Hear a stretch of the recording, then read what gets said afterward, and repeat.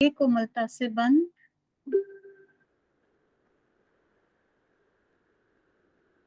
ओम गुरुर्ब्रह्मा गुरुर्विष्णु गुरुर्देवो महेश्वरा गुरु साक्षात् परब्रह्म तस्मै श्री गुरवे नमः। श्री गुरुभ्यो नमः। प्रतिज्ञा। मैं प्रतिज्ञा करती हूँ, मैं आजीवन यम नियम का पालन करूंगी। मैं फर्स्ट अटेम्प्ट में नेट जेआरएफ क्लियर करूंगी। मैं विश्व में योग का पताका फैलाऊंगी। मेरी संकल्प शक्ति सुदृढ़ है, अबाध्य है। ओम ओम ओम। मैं मेरी संकल्प शक्ति से सब कुछ कर सकती हूँ। ओम ओम ओम। मेरे पास अजय मनोबल है। ओम ओम ओम। नमस्ते। स्क्रीन प्रेजेंट कर रही हूँ, बोल देना मुझे हो रही है कि नहीं।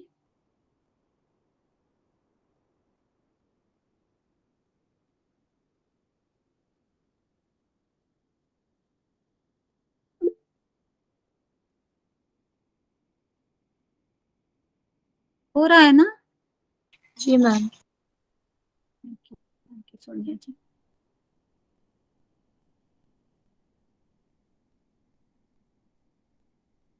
तो आज हम अपना लास्ट जो उपनिषद है, मेन उपनिषदों में से उसको पढ़ेंगे।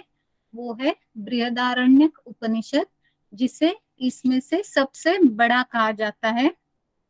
तो इसके जो विषय है, जो सिलेबस में हमें है, वो है तो इतने, इसमें जो अध्याय है उसमें जैसे खंड होते हैं वैसे यहाँ पे ब्राह्मण दिए गए हैं, तो बहुत लंबा है। और किसी किसी चीज की इसमें रिपीटेशन हुआ है, पुनरावृत्ति है। कि छांदोग्य का देखते हैं तो वही से वो जो प्राण के बारे में है, उत्पत्ति के बारे में है, प्राण का महिमा, तो वैसे के वैसे यहाँ पे तो बहुत सारे ऐसे रिपीटेशन है, इसीलिए ये बहुत बड़ा उपनिषद हुआ है।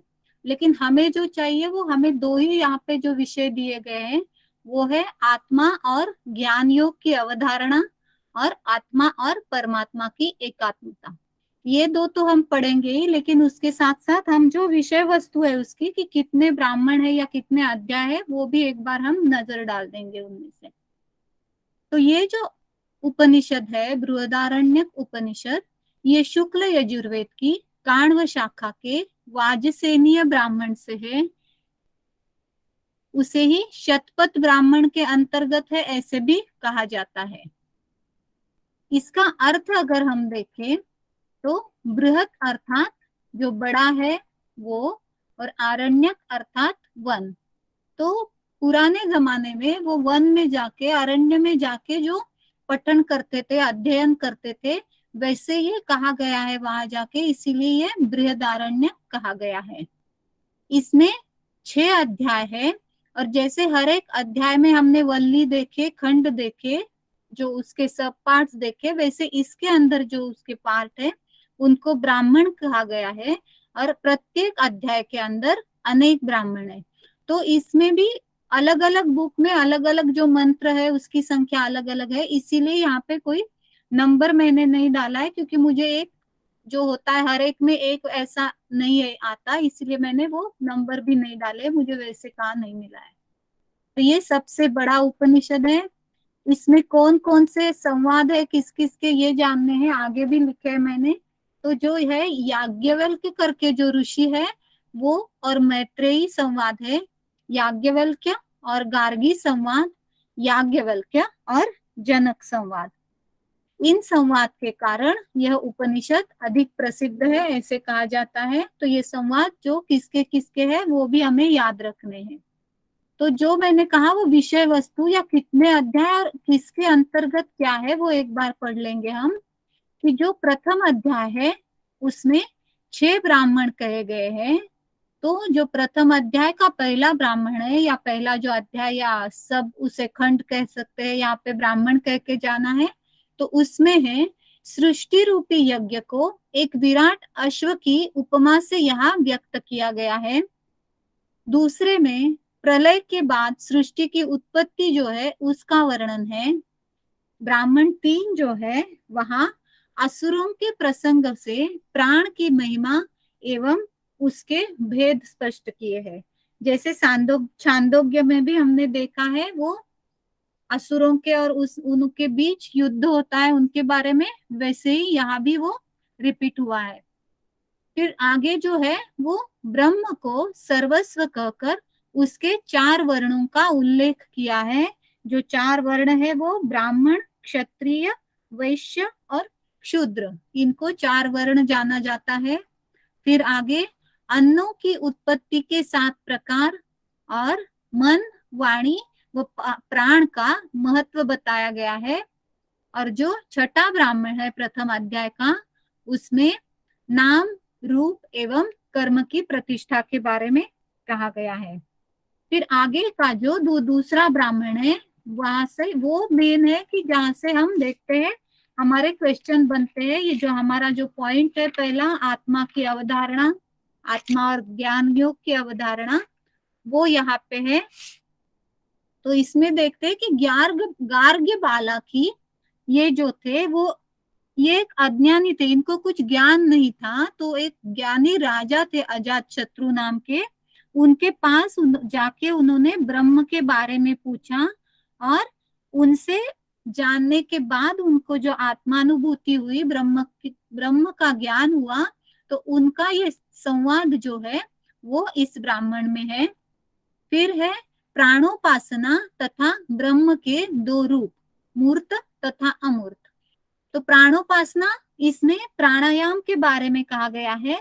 तो इसमें ज्यादा तो कुछ नहीं है, लेकिन पूरक और रेचक करके बस प्राणायाम करना है, चित्त की चंचलता को शांत करना है, उसके बारे में इसमें कहा गया है। इतना ही याद रखना है, कोई डीप उसका ज्यादा वर्णन तो नहीं मिलता है। और ये मूर्त तथा अमूर्त, किसी को पता है हमने ये कहाँ देखा था? और मूर्त और अमूर्त कहीं पे आया था हमने पहले जो उपनिषद देखे, इसमें कौन सा उपनिषद था, कहाँ पे इसका उल्लेख हुआ था?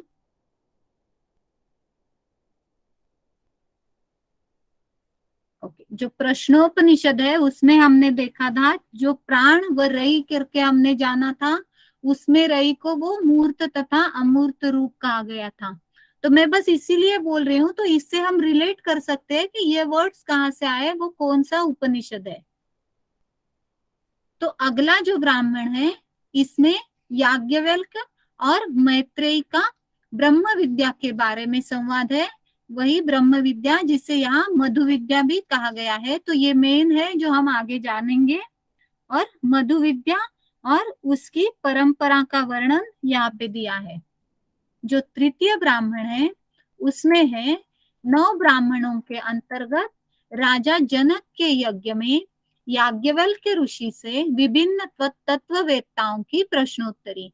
तो जनक राजा का तो जहाँ थे वहां पे जो यज्ञ किया गया था, तो वहां कई जो 9 ब्राह्मण थे और भी कई थे उनकी, तो उनके बीच जो बातचीत हुई, उनकी जो प्रश्नोत्तरी, क्वेश्चन आंसरिंग हुआ, उसका वो सब जो आंसर थे, जब सब उत्तर थे उनके, तो वो ये याज्ञवल्क्य ऋषि ने उनके शंकाओं का समाधान किया था। फिर यहाँ है जो गार्गी कही गई है, गार्गी ने 2 बार प्रश्न किए थे और शाकल्य विदग्ध का वर्णन वहां पे दिया है। तो इनके बारे में ऐसा कहा जाता है कि गार्गी जो थी वो एक बहुत, क्या एम्बिशियस कहते हैं हमारे इसमें, वैसे बहुत महत्वाकांक्षी थी। जो ऐसे जो डिबेट हम लोग करते हैं या संवाद होते हैं वो किया करती थी। तो उसने एक बार प्रश्न पूछा, तो उसमें वो, और जो संवाद हुआ उसमें वो हार गई।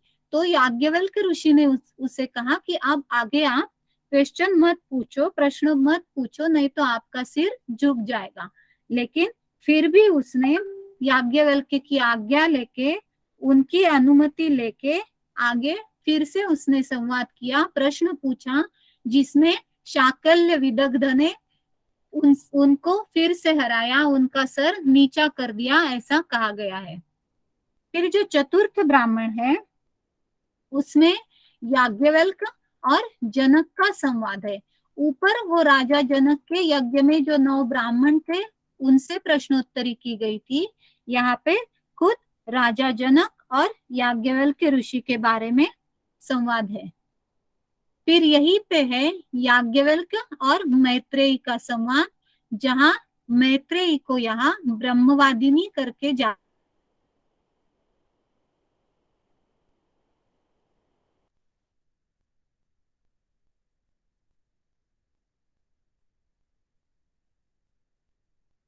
आवाज आ रही है मेरी?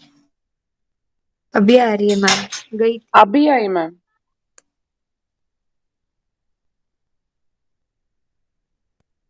अभी आ रही है आवाज? जी। Yes ma'am.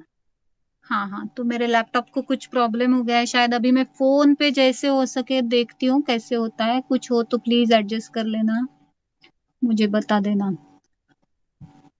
तो कहाँ थे हम? हाँ, अच्छा। तो ये जो पंचम ब्राह्मण है उसमें आगे दिया है कि गायत्री के तत्वज्ञान के बारे में कहा गया है और उसके महात्म्य का वर्णन किया गया है। तो जो गायत्री छंद है, जो गायत्री मंत्र हमने देखा था, उसका महत्व यहाँ पे बताया गया है। स्क्रीन तो गई ना? यस मैम, नहीं दिख रहा। हाँ, नहीं नहीं, वो लैपटॉप बंद ही हो गया है एकदम से अचानक। देखती हूँ और मुझे पता नहीं फोन से कैसे करते हैं। ठीक है, मैं ट्राई करती हूँ फोन से। लैपटॉप तक शुरू हो रहा है।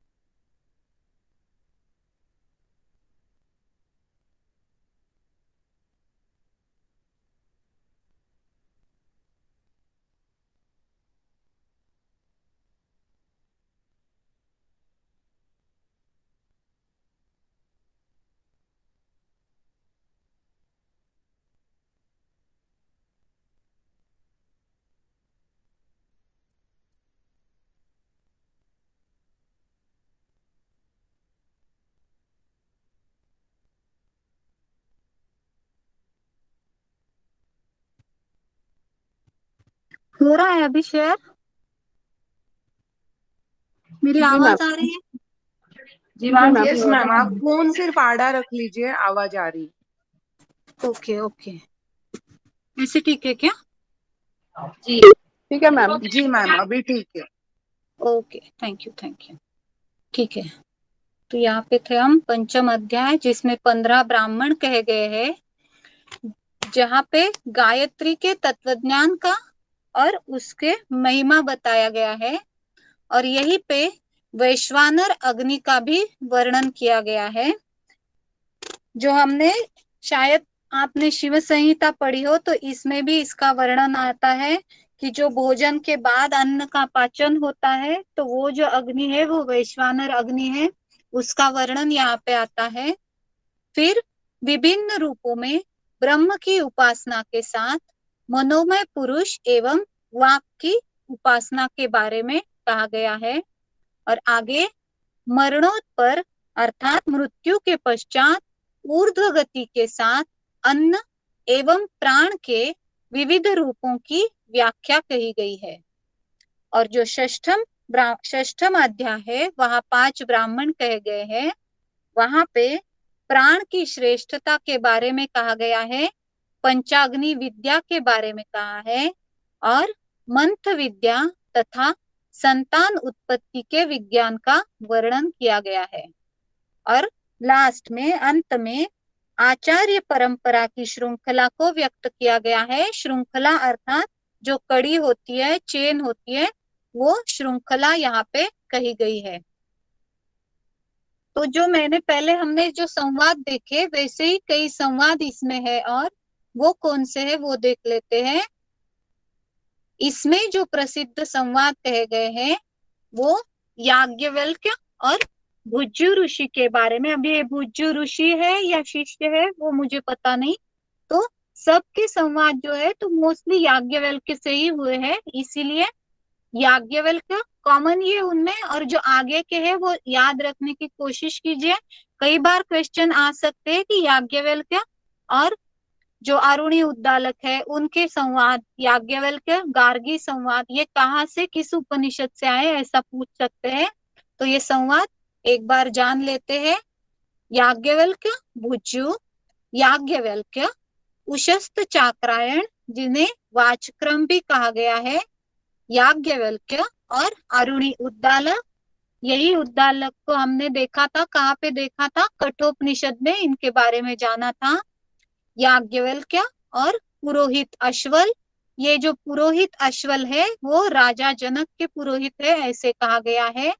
विदग्ध शाकल्य, हमने देखा जो गार्गी और शाकल्य के बीच जो वो संवाद हुए, जो डिबेट हुआ, वो वाचक्रवी गार्गी। कुशितक के पुत्र कहोल और जरकारु गोत्री, ये जो अंतर्भाग लिखा है मैंने गलती से लिखा है, वो होना चाहिए आर्त भाग। अगर आप लिख रहे हो तो करेक्ट कीजिए, जरकारु गोत्री आर्त भाग। और याज्ञवल्क्य की 2 पत्नियां थी, एक थी मैत्रेयी और दूसरी थी कात्यायनी। तो मैत्रेयी को धार्मिक पत्नी कहा गया है और जो कात्यायनी थी वो उनकी गृहस्थ पत्नी थी। तो आगे जो इनके बीच जो संवाद है याज्ञवल्क्य और मैत्रेयी के बीच में, तो वो ऐसा है, इसकी एक छोटी सी कहानी है कि याज्ञवल्क्य ऋषि जो थे वो ब्रह्म प्राप्ति के लिए वन में जाने के लिए निकल रहे थे।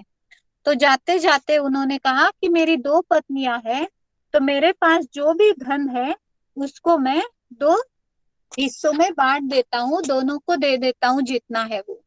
तो कात्यायनी जो गृहस्थ पत्नी थी, उन्होंने वो मान लिया कि चलो मुझे और कुछ नहीं चाहिए, मुझे वेद ब्रह्म नहीं जानना है, तो मुझे यह धन चलेगा। लेकिन जो मैत्रेयी थी उन्होंने कहा कि मुझे तो ब्रह्म को जानना है, आत्मज्ञान को जानना है। तो हे स्वामी, क्या इस धन से मैं ब्रह्म की प्राप्ति कर सकती हूँ क्या? तो याज्ञवल्क्य ऋषि ने कहा कि नहीं, इस धन से तुम ब्रह्म की प्राप्ति नहीं कर पाओगी, इससे कुछ नहीं ले मैम स्क्रीन पाओगी। नहीं दिख रहा। नहीं दिख रहा है? नहीं मैम, नहीं, ब्लैक मैं कहानी बता रही हूँ, आगे कुछ है ही नहीं, बस वो 2 पत्नियों का नाम, वो भी नहीं दिख रहा है। ठीक है मैम। नहीं मैम, वो तो दिख रहा ओके ओके ओके, मैं बस वो आगे जो हम जानेंगे, जो ज्ञान दिया है, आत्मज्ञान दिया है, तो वो हमें पता होना चाहिए उसका क्या है, पार्श्वभूमि क्या है, कि बैक में कौन सी कथा है। इसीलिए मैं बस शॉर्ट में बोल रही हूँ कि तो मैत्रेयी ने कहा कि नहीं, अगर इस धन से मैं वो खरीद नहीं पाती हूँ, वो ले नहीं पाती हूँ, तो मुझे धन की जरूरत नहीं है, मुझे वो आत्मज्ञान चाहिए। इसीलिए फिर याज्ञवल्क्य उनको भी अपने साथ वन में ले जाते हैं और फिर वो जो ज्ञान देते हैं वो हम आगे देखेंगे। तो इस उपनिषद में और एक प्रार्थना है, वो भी जानना है हमें, वो भी क्वेश्चन आता है कि ये प्रार्थना किस उपनिषद से है। तो असतो मा सद्गमय, तमसो मा ज्योतिर्गमय, मृत्योर्माम अमृतम गमय। तो इस प्रार्थना का अर्थ कि मुझे असत्य से सत्य की ओर ले चलो, मुझे अंधकार से प्रकाश की ओर ले चलो, और मुझे मृत्यु से अमरता की ओर ले चलो, ऐसे उस ईश्वर से प्रार्थना की गई है। तो ये प्रार्थना भी याद रखनी है किस उपनिषद से है। तो इसमें कई सारे मंत्र हम आगे भी देखेंगे, 2-3 मंत्र, तो वो इस उपनिषद से है, इसीलिए इनको जानना जरूरी है कि क्योंकि क्वेश्चन वहां से बनते हैं कि ये किस उपनिषद से है। तो आगे जो है, अहम ब्रह्मास्मि, अर्थात मैं ही ब्रह्म हूं। अब आगे जाके उन्होंने आत्मा के मानसी बारे मैम, में कहा। अभी भी जी स्क्रीन शेयरिंग बंद ही है क्या? मुझे कुछ दिख नहीं रहा है। स्क्रीन बंद ही किया है नहीं क्या आपने? नहीं नहीं, स्क्रीन है ना। मुझे नहीं दिख रहा है, क्योंकि नहीं सबको दिख मैम, रहा है शेयर क्या? नहीं हो रही है, स्क्रीन हाँ। शेयर नहीं हो रही है। शेयर नहीं हो रही है। मैं तो क्या वो करूं? बीच में किसी ने शेयर की थी मैम, दूसरे नाम से आया था स्टार्टिंग शेयरिंग देयर। मैं फोन से भी ज्वाइन हुई थी और लैपटॉप से, लैपटॉप गया ना तो मैं फोन से शेयर कर रही थी। और मैं अभी फोन से ही कर रही हूँ तो मुझे पता ही नहीं चल रहा है, मैं तो उसको देख के ही बात कर रही हूँ। एक सेकंड ना। नहीं, आपका नाम नहीं था, दूसरे किसी का है। हाँ क्या? हम्म,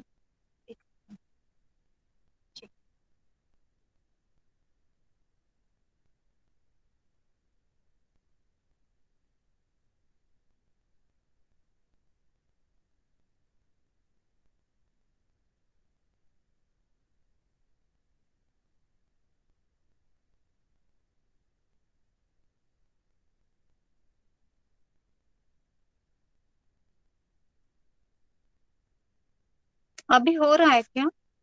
यस मैम। जी मैम। अच्छा।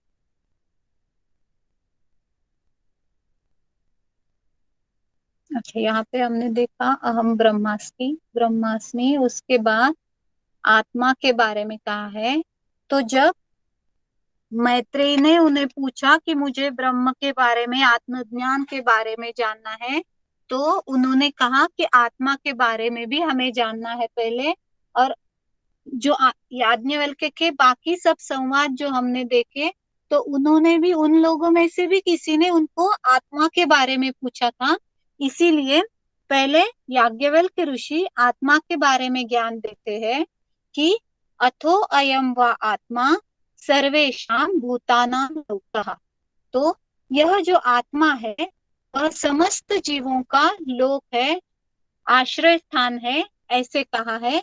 क्योंकि अगर आत्मा नहीं है तो शरीर उपयोगी ही नहीं है, और शरीर ही नहीं है तो जो भी हवन किया जाए, पठन किया जाए, तो शरीर के बिना वो आत्मा नहीं कर सकता। तो दोनों जरूरी है, क्योंकि अगर खाली शरीर हो, उसमें आत्मा ही नहीं हो, तो वो मृत शरीर है, वो भी हवन पठन नहीं कर पाएगा। इसीलिए ये जो आत्मा है वो समस्त जीवों का लोक है, आश्रय स्थान है, ऐसे कहा गया है। आगे वो क्या है? वह यज्ञ हवन करने वाले देवता है, वेदों का पठन करने वाले ऋषियों ऋषि है, और संतान उत्पादित करने का तथा पिंडदान करने से पितरों का लोक भी है, ऐसे कहा गया है। और आगे जो कहा है कि बहुत सारे उसकी तुलनाएं की गई है कि यह आत्मा आश्रय स्थल है, भोज्य पदार्थ देने से मनुष्य का लोक है। वैसे ही आगे तुलना की गई है पशु, तृण, जल, इससे सबसे इस आत्मा की तुलना की गई है कि पशुओं को तृण, जल आदि देने से यह आत्मा पशुओं का लोक है। तो इस सभी चीजों का आश्रय स्थल जो है वो ये आत्मा ही है, ऐसा इनका कहने का तात्पर्य है। तो ये जो आत्मा है वही जो पुरुष है, उसका विभाजन जो हुआ, डिवाइड जिस जैसे हुआ, उसका डिवीजन, उसके बारे में कहा है कि जो पुरुष था, जो आत्मा था, वो अकेला था। तो अकेलापन होने से उसे ऐसा लगा कि नहीं, मुझे और कोई चाहिए, इसीलिए अपने खुद के शरीर को उसने दो भागों में बांट दिया, और वही स्त्री और पुरुष पति पत्नी के रूप में कहलाए, पति पत्नी के रूप में बांट दिया। और जो आकाश है, पुरुष है, उसका जो रिक्त भाग है पुरुष का, वो स्त्रीत्व से पूर्ण हुआ, स्त्री तत्व से पूर्ण हुआ। और अभी हम देख रहे हैं कि स्त्री पुरुष या पति पत्नी, लेकिन जो दिया गया है ये सब पशु पक्षियों के बारे में कहा गया है। तो वर्णन में जो है वहां पे दिया है कि ये जो पुरुष है वो जब स्त्री के पीछे आया तो स्त्री छुप गई गाय बन के। तो पुरुष ने देखा ये गाय बन गई है, तो वो बैल बन के उसके पीछे गया। वो पक्षिणी बन के छुप गई, तो ये पक्षी बन के गया। तो कहने का तात्पर्य यहाँ पे इतना ही है कि समस्त जो योनियां बताई गई है, तो वो जो है वो पति पत्नी या स्त्री पुरुष, मेल फीमेल, ऐसे में बट गई। उस पुरुष ने ही वो दो भाग किए। तो यहाँ जो दिया है पुरुष काया, यहाँ दिया है अर्ध भ्रुगल, अर्थात जो द्विदल अन्न का एक दल होता है। तो ये याज्ञवल्क्य ने उन्हें कहा कि हम जैसे देखते हैं कि शंकर का जो रूप है अर्धनारी नटेश्वर, तो जो आधी काया है वो नारी की है, आधी नर की है। तो ये जो आधा आधा कहा गया है, और वो दोनों होते हुए भी वो एक है, ऐसे यहाँ पे कहने का तात्पर्य है। यहाँ से क्वेश्चन तो नहीं बनेंगे, लेकिन पता होना चाहिए, इसीलिए है कि आत्मा के बारे में जब जानकारी दी याज्ञवल्क्य ऋषि ने, तो उन्होंने ये कहा था। और उन्होंने वही कहा कि बाद में अन्य मनुष्यों की उत्पत्ति की गई और वर्ण विभाजन किए गए, जहाँ पे 4 वर्ण कहे गए हैं, ब्राह्मण, क्षत्रिय, वैश्य और शूद्र। फिर पुरुष के 3 अन्न कहे गए हैं, मन, वाणी और प्राण। पुरुष यहाँ पे तात्पर्य है आत्मा, तो आत्मा के 3 अन्न, मन, वाणी और प्राण। फिर 3 लोकों के बारे में कहा गया है। मैम हाँ, मैम ये अन्न समझ में नहीं आया, अन्न। अन्न, ओके। हमने पहले भी एक उपनिषद में देखा था कि एक सेकंड ना, मैं वो ढूंढ के बोल देती हूँ आपको।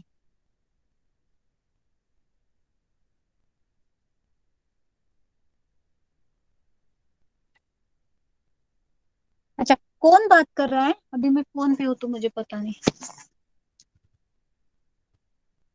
हेलो, किसने क्वेश्चन कहा था, पूछा था?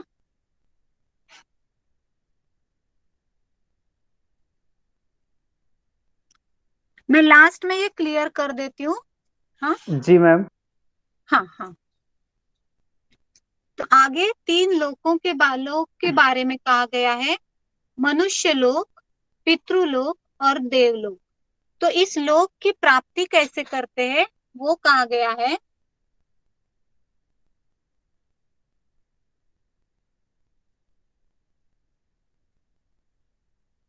कि यहाँ पुत्र का अर्थ यहाँ पे व्यक्ति करके लिया गया है, एक कि व्यक्ति जब पुण्य कर्म करता है, आत्मज्ञान को जो भी है, आत्मा को जीत लेता है पुण्य कर्म से, तब वह मनुष्य लोक को पाता है, ऐसे कहा गया है।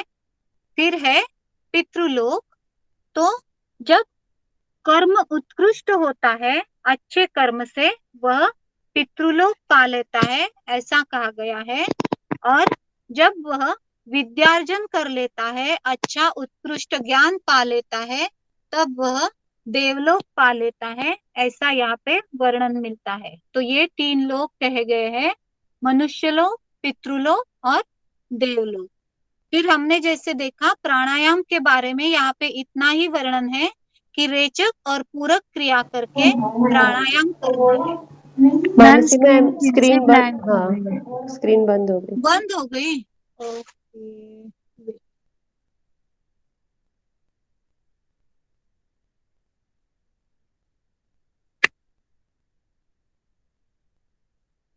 मुझे लगता है कोई बीच में अगर बोलता है तो वो अपने आप बंद होती है। पिछली बार भी ऐसे ही हुआ शायद। एक सेकंड में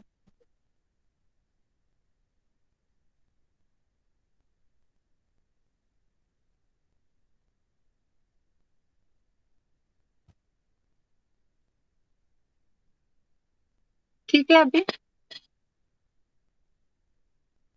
yes ma'am. Okay, thank you.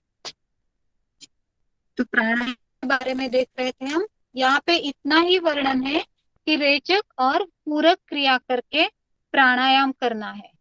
और ये जो प्राणायाम करे तो उसका फल क्या कहा गया है, तो पाप रूपी मृत्यु से छुटकारा होता है। तो यहाँ से क्वेश्चन बन सकता है कि बृहदारण्यक में प्राणायाम का फल क्या कहा गया है। आगे जो है वो जो मेन हमारा है सिलेबस में, आत्मा और ज्ञान योग की अवधारणा, वो ये है कि आत्मा और ज्ञान योग ये मैत्रेयी और याज्ञवल्क्य में संवाद कहा गया है। मैत्रेयी जो याज्ञवल्क्य की धार्मिक पत्नी है, वो उनसे पूछती है कि मुझे अमृत तत्व का, अमरता का ज्ञान चाहिए, तो उसका उपाय बताइए। तो याज्ञवल्क्य उन्हें कहते हैं कि आत्मा व अरे द्रष्टव्यः श्रोतव्यो मंतव्यो निदिध्यासितव्यो। तो आत्मा ही दर्शन करने योग्य है, श्रवण करने योग्य है, मनन करने योग्य है और निदिध्यासन अर्थात अनुभव करने योग्य है।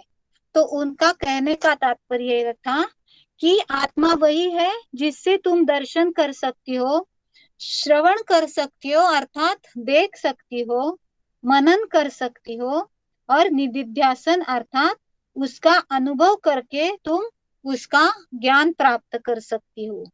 तो आत्मज्ञान कहाँ से होता है? तो दर्शन, श्रवण, मनन एवं निदिध्यासन अर्थात अनुभव से आत्मज्ञान होता है या आत्मज्ञान प्राप्त कर सकते हैं, ऐसा यहाँ पे कहा गया है। और ये भी इम्पोर्टेंट है, यहाँ से क्वेश्चन बनता है कि बृहदारण्यक में आत्मज्ञान प्राप्त कर सकते हैं किस माध्यम से? तो दर्शन, श्रवण, मनन एवं निदिध्यासन। आगे कहा गया है कि आत्मा से ही सबका ज्ञान प्राप्त होता है, आत्मा ही अमरता का साधन है। ये सब याज्ञवल्क्य मैत्रेयी को कह रहे हैं। वो लोग पूछ रहे थे तो आत्मा के बारे में तो मैंने जानकारी दे दी। तो जो आत्मज्ञान तुम जानना चाहती हो तो वो आत्मा से ही मिलता है, जो दर्शन करने योग्य है, श्रवण करने योग्य है, मनन करने योग्य है और अनुभव करने योग्य है, और उससे सब ज्ञान मिलता है और वही अमरता का साधन है। तो आगे ये जो मंत्र दिया गया है उसमें उन्होंने कहा है कि ये जो आत्मज्ञान है वो हो जाने के बाद कुछ भी शेष नहीं रहता है, कुछ भी बाकी नहीं रहता है। तो ये जो था वही आत्मा और ज्ञान योग की अवधारणा है, जो हमारे सिलेबस का पहला टॉपिक था। और आगे अभी जो है दूसरा टॉपिक आत्मा और परमात्मा की एकात्मता, वो हम देखेंगे।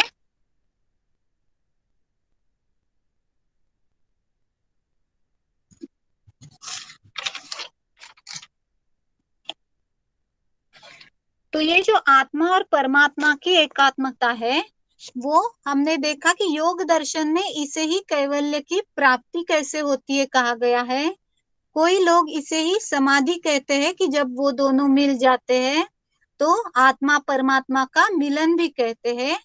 तो यहाँ पे कहा उन्होंने कि जिस प्रकार जल में सैंधव डालने पर वो घुल जाता है अर्थात वो नमक पानी में विलीन हो जाता है, वैसे नमक पानी में विलीन हो जाता है लेकिन पुनः उस नमक को छू पाना संभव नहीं है। तो नमक हम उससे अलग नहीं कर सकते, पानी में नमक डालने के बाद वो पूर्णतः पानी में एकरूप हो जाता है। उसी प्रकार उन्होंने कहा महद्भूतम अनंतम पारम। तो महद्भूत अनंत अर्थात ये जो बड़ी सत्ता है, अंतहीन अर्थात अनंत है, इन्फिनाइट, जो पाप रहित विज्ञान धन आत्मा है, वो समस्त भूतों से उठकर इन्हीं में विलुप्त हो जाता है, छुप जाता है, एक हो जाता है। तो ये जो आत्मा है तो वो उसमें ही एक रूप हो जाती है, जैसे पानी में नमक घुल गया है, वो उसको रिलेट किया, यहाँ से तुलना की है पानी और नमक से।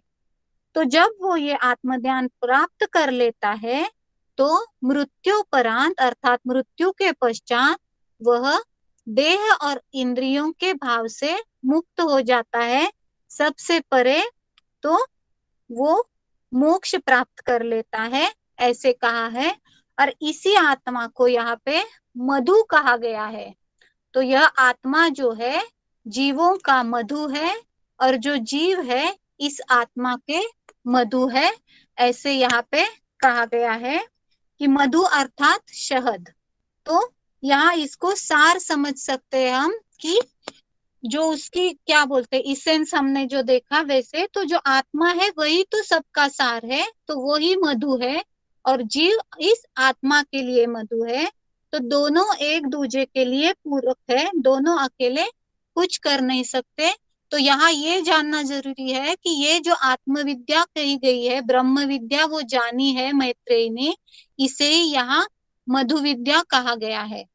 तो ये मधु विद्या किसने किसको दी और कैसे यहाँ पे आई वो भी आगे हम जानेंगे।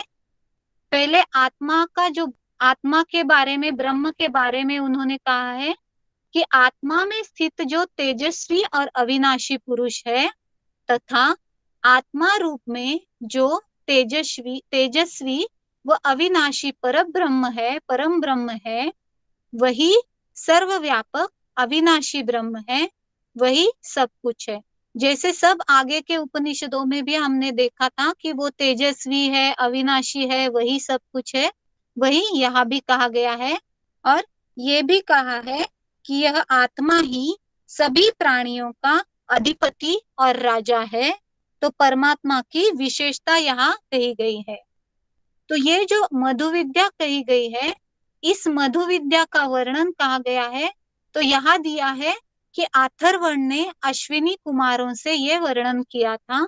तो इसकी भी कहानी है कि एक तो सबसे पहले जो थी, यहाँ पे तो वो याज्ञवल्क्य ऋषि ने मैत्रेयी को ये विद्या दी, लेकिन सबसे पहले इंद्र ने ऋषि दधीचि जो है उनको ही अथर्वण कह के जाना जाता है। तो इंद्र ने अथर्वण को अर्थात ऋषि दधीचि को ये विद्या दे दी और दधीचि ने या अथर्वण ने अश्विनी कुमारों से ये विद्या आगे दे दी, उनको बोल दिया। तो ये भी कहते हैं कि इंद्र ने विद्या तो दे दी, लेकिन उन्होंने कहा था कि पहले ये विद्या कोई भी अश्विनी कुमारों को नहीं देगा, नहीं तो जो भी देगा उसका सर काट दिया जाएगा। लेकिन अश्विनी कुमारों की जिज्ञासा देखकर दधीचि ने उनको ये विद्या देने की चाहिए, और वो बोले मुझे मृत्यु भी आए तो भी चलेगा, मैं ये विद्या आपको दे दूंगा। तो अश्विनी कुमार ने उन्हें कहा कि अगर आपका सर काटा जाएगा तो आपकी मृत्यु होगी। तो अश्विनी कुमारों ने पहले से ही उनका सर अलग करके सुरक्षित रख दिया और उनको घोड़े का, अश्व का सिर लगा लिया। और जब विद्या दे दी तब इंद्र ने आके उनका सिर काट दिया और फिर उनको उनका जो सुरक्षित रखा सिर था वो उन्होंने लगा दिया। ऐसे कहा जाता है कि अश्विनी कुमारों को पहले से ही आयुर्वेद की जानकारी थी और उससे उन्होंने ये सब किया।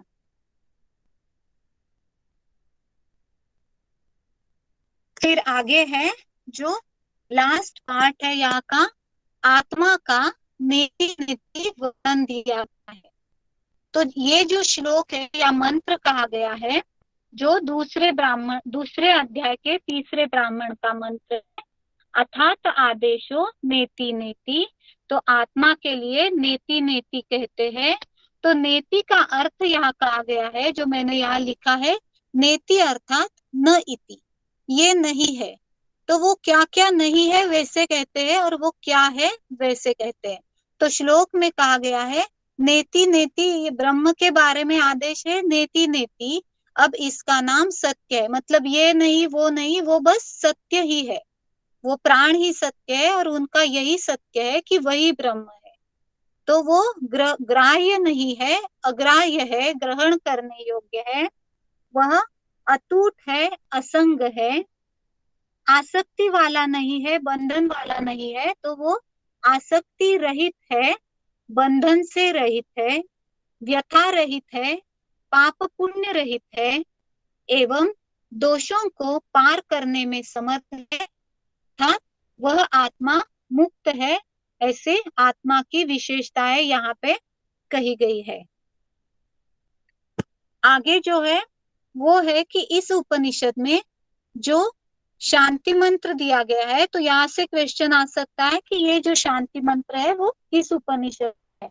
हमने पहले भी देखा था, तो यही शांति मंत्र पहला जो उपनिषद है अपना ईशावास्य, उसमें भी दिया गया है। वहां भी हमने जाना कि ये बृहदारण्यक से है। तो इसीलिए ये भी याद रखना है कि ये जो पूर्णमदक करके जो है वो बृहदारण्यक उपनिषद से है, और इसका अर्थ कि वह परब्रह्म पूर्ण है, वो पूर्ण से ही उत्पन्न हुआ है, और उससे भी अगर कुछ निकाला जाए तो पूर्ण से पूर्ण निकलने के बाद भी वह पूर्ण ही रहता है, ऐसा इसका तात्पर्य है। और एक मंत्र हमें याद रखना है, यहाँ पे जो है वो ओम खम ब्रह्म, खम पुराण। तो इसमें जो हमें याद रखना है वो है खम या आकाश। खम का अर्थ है आकाश, बस इतना हमें याद रखना है। खम आकाश व्योम। तो यहाँ कहा गया है कि खम ही व्योम है, खम ही ब्रह्म है। तो सबका रक्षक ब्रह्म परमेश्वर जो आकाश के समान सर्वत्र व्याप्त है, वह आकाश ही ब्रह्म है। उस आकाश में जो वायु विचरण करता है वही खम है, ऐसे कहा गया है। और ये किसने कहा है? तो ऐसा कौत्यायनी के पुत्र का कथन है, जिसका नाम यहाँ पे नहीं कहा गया है। बस यही कहा है कि कौत्यायनी के पुत्र ने ये कथन किया कि वह आकाश ही ब्रह्म है, ऐसे जानना है। और आगे कहा है कि यह ओमकार स्वरूप ही ब्रह्म है। तो ये जो आकाशी ब्रह्म कहा गया है वह ब्रह्म ओमकार स्वरूप है, और यह ओमकार स्वरूप ब्रह्म ही वेद है।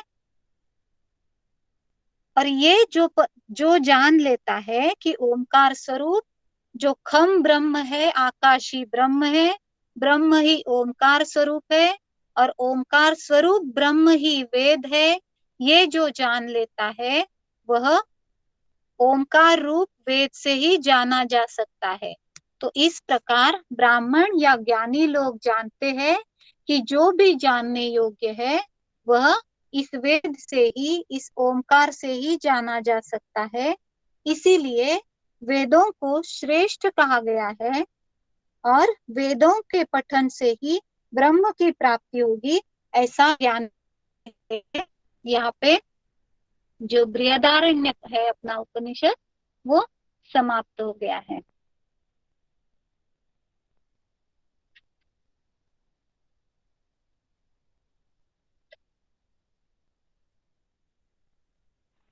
मैम पूरे उपनिषद हो गए ना?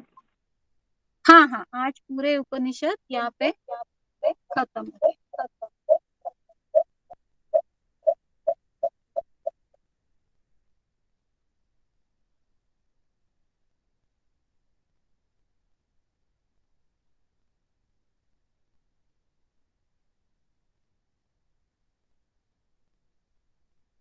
मैम टोटल कितने उपनिषद पढ़े? एक सेकंड।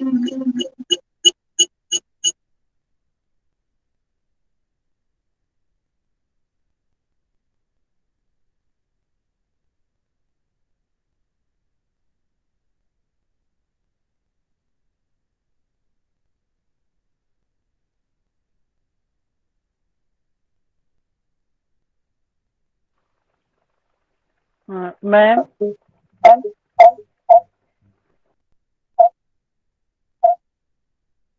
हाँ कहिए। मैम आ टोटल रही है कितना उपनिषद पढ़े हमने? आप बताओ कितने मेन उपनिषद है? मैम मैं सभी उपनिषदों को नहीं पढ़ पाया क्योंकि मैं कभी कभी जुड़ रहता था। लेकिन मेन है कितने, मेन उपनिषद कितने कहे गए हैं? 10। 10। तो आज हमने लास्ट पढ़ा, मतलब हमारे सब हो गए हैं। अच्छा मैम 10 उपनिषद ने हमने पढ़ा मैम। जी जी, 10 उपनिषद ओके मैम। पढ़े। अच्छा, और विक्की जी ने कुछ पूछा था नेति नेति के बारे में। तो नेति का अर्थ है न इति, अर्थात जो नहीं है, इसको ये नहीं वो नहीं ऐसे जानने से अच्छा हम जानेंगे कि इसका नाम सत्य का सत्य ही रहेगा। तो जो कुछ सत्य है वही ब्रह्म है, वही हमने जाना है। वो ये नहीं है, वो नहीं है, ऐसा हम कहते हैं, तो इससे अच्छा वो सत्य है, इतना ही हमें जानना है। तो नेति नेति का वर्णन कहाँ से आता है, इतना ही क्वेश्चन में आएगा, लेकिन वो नेति नेति क्या है ये हमें पता होना चाहिए। इसीलिए वो अर्थ हमने जाना है कि न इति, अर्थात ये नहीं है, ऐसे। तो वो जब श्लोक में दिया है, जब बुक में दिया है, तो उन्होंने, मैंने वो नोट्स में जो लिखा है तो वो वही से लिखा है कि अब ब्रह्म के बारे में जो आदेश है वो नेति नेति, तो न इति न इति, ये नहीं ऐसे नहीं जानना है। तो ये सत्य का सत्य रहेगा, प्राण ही सत्य है। जी कुंज जी कहो, क्या पूछा था आपने? मैंने सुना नहीं, कुछ प्रॉब्लम था नेटवर्क में। मैम, जो वो आपने तीन बताए थे ना, मन वाणी प्राण, तीन प्राण, अन्न। हाँ, अन्न के बारे में, हाँ हाँ, वो मैं आपको तो बता। मैम वो अन्न समझ में नहीं आया, वो मन, अन्न, प्राण। अच्छा अच्छा, तो कुछ नहीं, बस यहाँ पे उन्होंने जो दिया है तो इतना ही कहा है कि आत्मा के जो तीन अन्न कहे हैं वो मन, वाणी और प्राण, इतना ही कहा है। बाकी उन्होंने तो ज्यादा कुछ दिया नहीं यहाँ पे। तो हर एक के जैसे कहा है तीन लोक ये कहे, वैसे ही उन्होंने तीन अन्न के बारे में कहा है कि जो प्राण है वो मिलते, मतलब जो भी हम अन्न जो खाते हैं तो अन्न से ही हमें पुष्टि मिलती है, बल मिलता है। तो ऐसा उनका कहना होगा कि प्राण जो है, हम जो सांस लेते हैं उससे हमें शक्ति मिलती होगी, ऐसा ये हो सकता है, ऐसे मुझे लग रहा है। तो मुझे नहीं तो ठीक से एक बार पढ़ना पड़ेगा। और मन है, वहां से भी हमें वो शक्ति मिल सकती है और वाणी से भी मिल सकती है, ऐसे मुझे लग रहा है। लेकिन मैं एक बार पढ़ के आपको बता दूंगी। हाँ कुंजी। जी मैम जी। हाँ, और कुछ?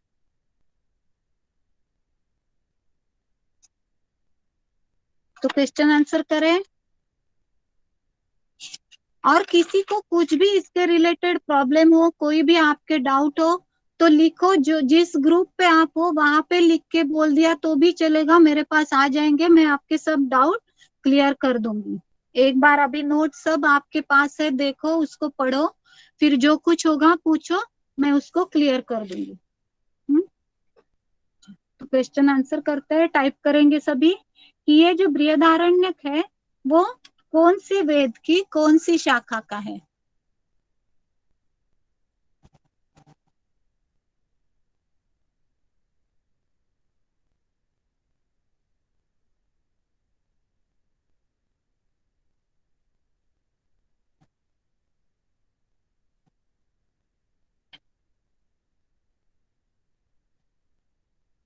जी बिल्कुल सही। और इसमें कितने अध्याय है?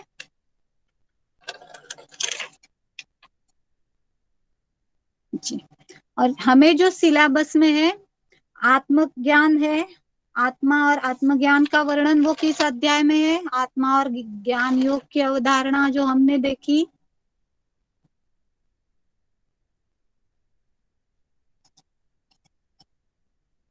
कौन से अध्याय से था जो हमने देखा था कि यही मेन है, इस अध्याय से हम पढ़ेंगे। जी विकी जी, वो इम्पोर्टेंट टॉपिक है, द्वितीय ब्राह्मण में द्वितीय अध्याय में से, वो याद रखना था। और याज्ञवल्क्य की दो पत्नियां हैं, उनके नाम? जी सब सही, कुंज जी, सोनिया जी सही बोला, सही लिखा है। दो पत्नियों के नाम लिखिए।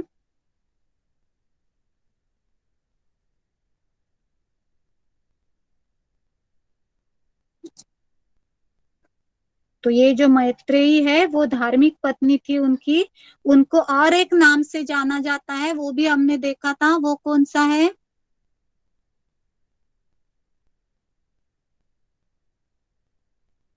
जी मनोज जी, संगीता जी, आप माइक खोलिए और मुझे बताएं आपने कौन से तीन नाम डाले हैं, वो तीन नाम क्या है?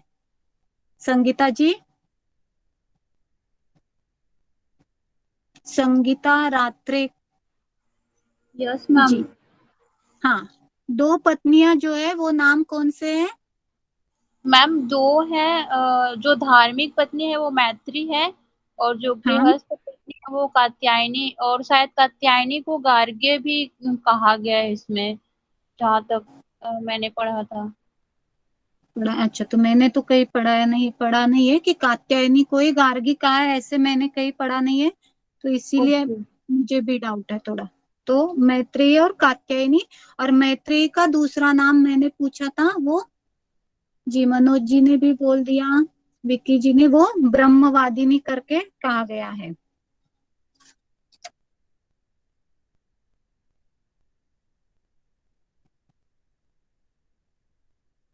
तीन लोग इसमें कहे गए हैं, वो कौन कौन से हैं?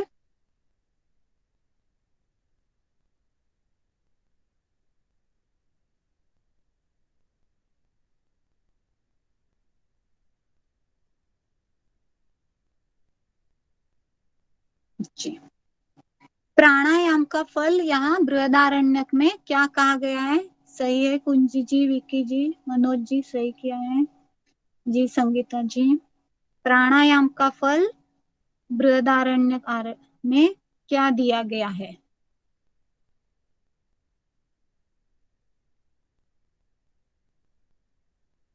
जी, पाप रूपी मृत्यु से छुटकारा कहा गया है।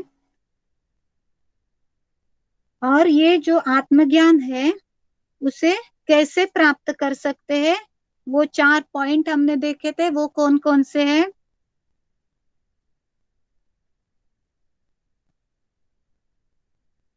जी, बड़ा फास्ट टाइप करते हो विक्की जी आप। दर्शन, श्रवण, मनन, निधिध्यासन। जी, सोनिया जी सही, कुंज बिहारी जी सही है।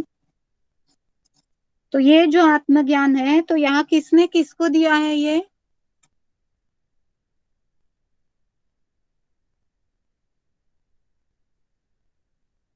ये 4 जो पॉइंट मैम है। हाँ जी कुंज मैम जी। दर्शन से कैसे आत्मज्ञान होगा, ये समझ नहीं आ रहा है।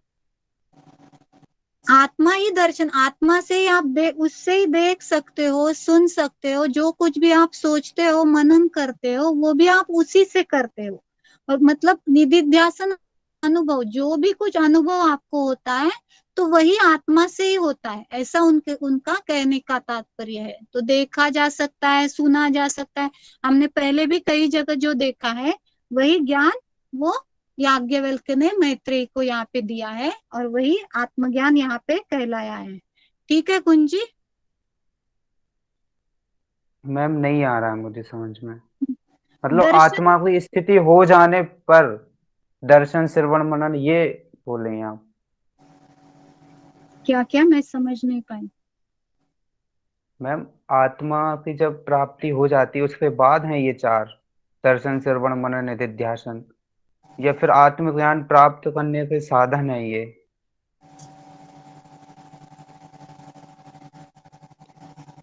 मुझे ऐसे लग रहा है कि आत्मा के दर्शन होने पर हमें आत्मज्ञान प्राप्त होता है। आत्मा का जब श्रवण मतलब आत्मा की जब हम आवाज सुन पाते हैं तब हमें आत्मज्ञान प्राप्त होता है, और आत्मा पे जब चिंतन करते हैं तब आत्मज्ञान प्राप्त होता है, और जब आत्मा का हम अनुभव करने लगते हैं तब हमें आत्मज्ञान, मुझे ऐसे समझ में आया। कुंज जी आई डोंट नो मैं सही हूँ, पर ये ऐसे श्लोक से समझ में मुझे इतना आया।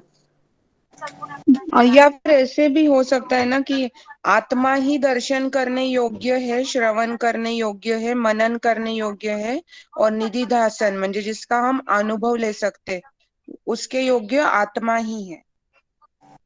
हाँ हाँ, वही पूनम जी बोल रही है, वो वैसा ही है, क्योंकि हमने इसीलिए तो पहले उनको ये आत्मा के बारे में जो कहा गया था कि वो जो आत्मा है वही आश्रय स्थान है, उससे से ही हम सुन सकते हैं, देख सकते हैं। तो फिर वही जो दर्शन करने योग्य क्या है, तो वो कुछ और देखने से अच्छा आप आत्मा का दर्शन करो, कुछ और सुनने से अच्छा आप आत्मा का श्रवण करो, ऐसा इनका कहने का तात्पर्य है। तो वो आत्मा ही देखने लायक है, श्रवण करने, मनन करने या अनुभव करने योग्य जो कुछ भी है वो आत्मा ही है, और वो आप जब जानोगे तब वो आत्मज्ञान आपको प्राप्त होगा, ऐसे यहाँ पे कहा गया। क्लियर? जी मैम।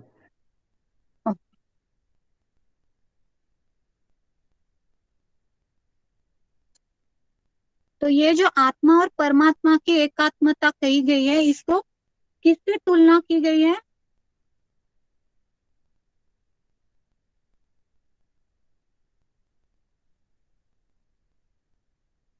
वो कैसे एक होते हैं दोनों, उनका मिलन होता है तो? जैसे जी जल और सेंधा नमक। जी जी, बिल्कुल सही कविता जी, विक्की जी ने अच्छा कहा है, संगीता जी ने भी सही कहा है। और ये जो ब्रह्म विद्या है कि जो जैसे नमक एक हो जाता है पानी में जाके, वैसे ही ये एक रूप हो जाती है। तो ये जो विद्या है उसको और क्या कहा गया है?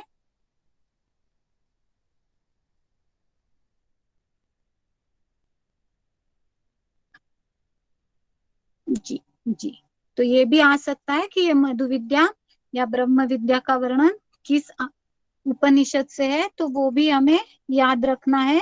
और ये विद्या किसने किसको दी थी पहले, सबसे पहले किसने दी?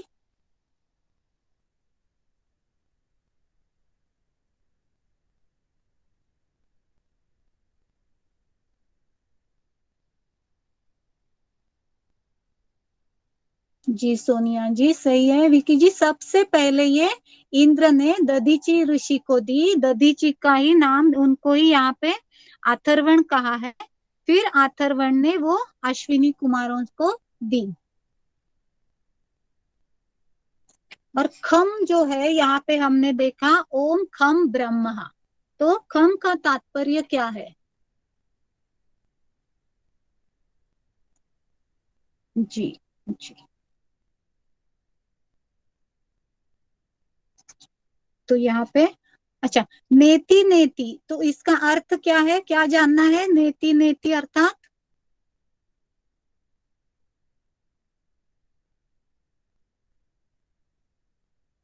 न इति, अर्थात ये नहीं है। बिल्कुल, तो ये याद रखिए तो कंफ्यूजन नहीं रहेगा। वैसे उसका मीनिंग तो नहीं कोई पूछता है, लेकिन आत्मा का नेति नेति वर्णन किस उपनिषद से है अगर ये आता है तो हमें पता होना चाहिए कि ये बृहदारण्यक उपनिषद से है। और वैसे ही ओम पूर्णमद पूर्णमिद, ये जो प्रार्थना है, ये जो शांति पाठ है, वो किस उपनिषद से है वो जानेंगे तो भी वो ब्रह्म बृहदारण्यक से है, ये हमें जान लेना है। और ये जो हमने देखा वह आकाशी ब्रह्म है, ओम खम ब्रह्म, ये किसने कहा था, किसका कथन था ये?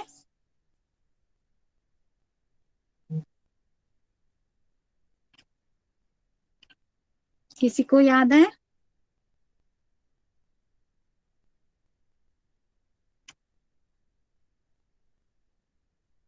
जी बिल्कुल सोनिया जी सही है, वो कौत्यायनी के पुत्र का कथन है कि ये जो आकाश है वही ब्रह्म है। यस, तो यहाँ पे आज हमारा ये बृहदारण्यक उपनिषद समाप्त हो जाता है। और यहीं पे हमारे जो 10 मेन उपनिषद है, मुख्य उपनिषद, वो हमने खत्म कर दिए हैं। तो कल की एग्जाम किसने किसने नहीं, टेस्ट जल्दी ही होगा विकी जी, अभी कल का वही पूछ रही हूँ कि कल किसने किसने नहीं दिया और क्यों नहीं दिया।